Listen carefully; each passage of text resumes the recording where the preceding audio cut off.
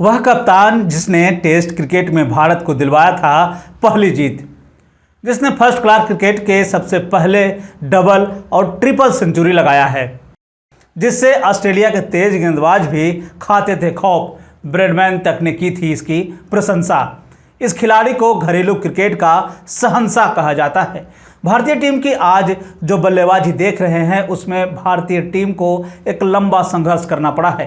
Cricket के शुरुआती दिनों को याद करिए, जब ऑस्ट्रेलिया और वेस्टइंडीज के तेज गेंदबाज के सामने भारत के बल्लेबाज बौने नजर आते थे, लेकिन भारतीय टीम में एक ऐसा भी बल्लेबाज था जो अपनी बल्लेबाजी से टीम को जीत दिलाता था। इतना ही नहीं, उस खिलाड़ी ने भारतीय टीम को जीत का स्वाद चखना सिखाया। इस खिलाड़ी के नाम कई रिकॉर्ड दर्ज हैं, जिसके बारे में जब आप भी जानेंगे तो कहेंगे सच में यह कमाल का खिलाड़ी है।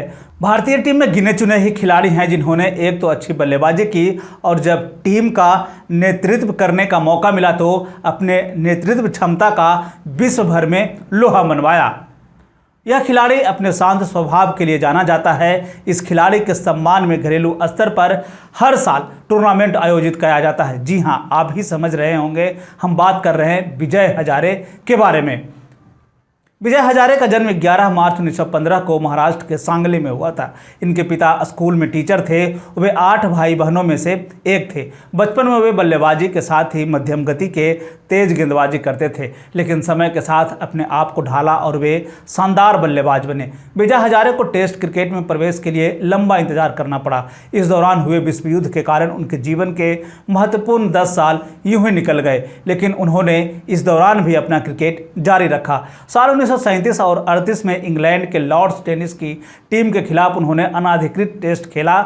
इस दौरान उन्होंने घरेलू क्रिकेट में अपनी बल्लेबाजी से दर्शकों को खूब आनंदित किया था। कहा जाता है कि विश्व युद्ध के दौरान उन्होंने भारत में क्रिकेट को जिंदा रखा था। उस समय उनकी बल्लेबाजी देखने के लिए बॉम्बे के ब्रेबॉर्न स्टेडियम में करीब 20 से 30 हज़ार दर्शक पहुंचते थे। 1943-44 के सीजन में विजय हजारे ने 1423 रन बनाए थे। इस दौरान उन्होंने 4 मैचों में 248, 59, 309, 101, 223 और 87 रनों की शानदार पारी खेली थी।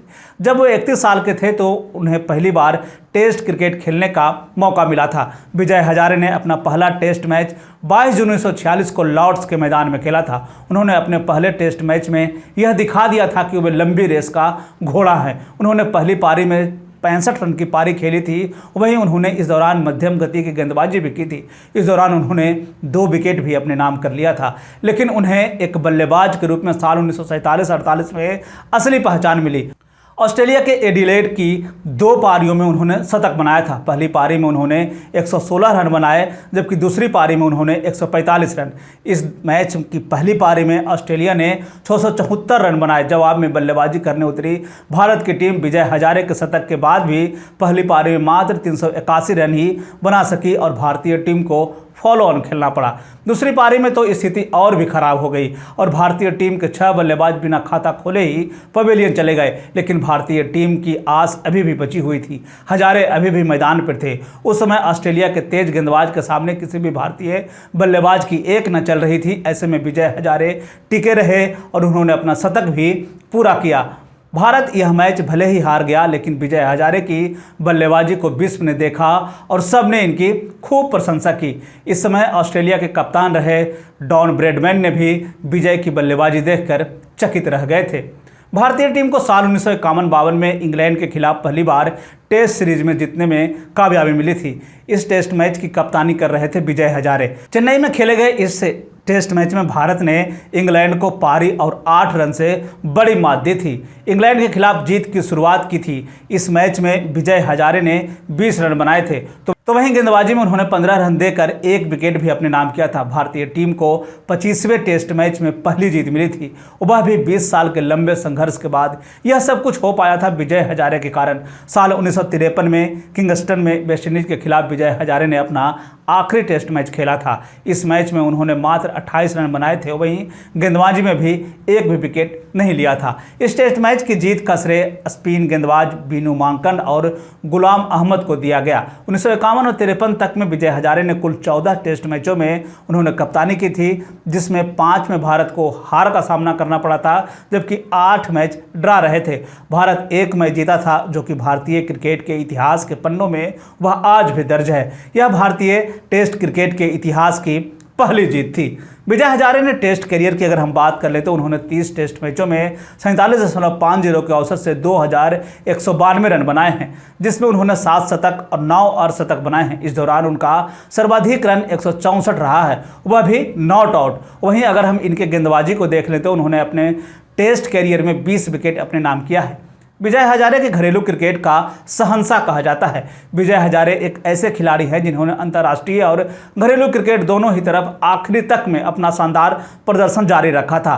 घरेलू क्रिकेट में उन्होंने 238 प्रथम श्रेणी में उन्होंने 58.38 के औसत से कुल 18,740 रन बनाए और इनका सर्वश्रेष्ठ 316 रन था, जो कि नबाद था। विजय हजारे ने घरेलू क्रिकेट में 60 शतक और 73 अर्धशतक लगाए हैं। हजारे ने घरेलू क्रिकेट में पहला तिहरा शतक भी उनके नाम दर्ज है। इतना ही नहीं, उनकी गेंदबाजी में भी शानदार प्रदर्शन रहा। उन्होंने अपने टेस्ट करियर में 61.00 की औसत से विकेट लिया, तो वहीं प्रथम श्रेणी में उन्होंने 595 विकेट अपने नाम कर लिया है।